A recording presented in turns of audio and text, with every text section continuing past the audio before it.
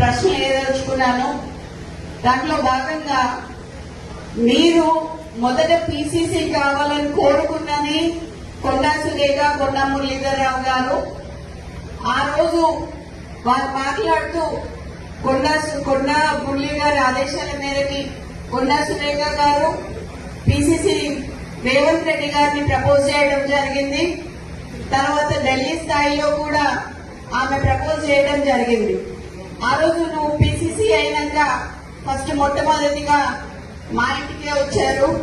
వచ్చి నువ్వు అన్న మాట ఏంటంటే మా నాన్నతోని కొండా మురళి గారితో అన్న 38 సీట్లు వచ్చినా 36 సీట్లు వచ్చినా నీకు ఎమ్మెల్సీ ఇస్తానన్నావు.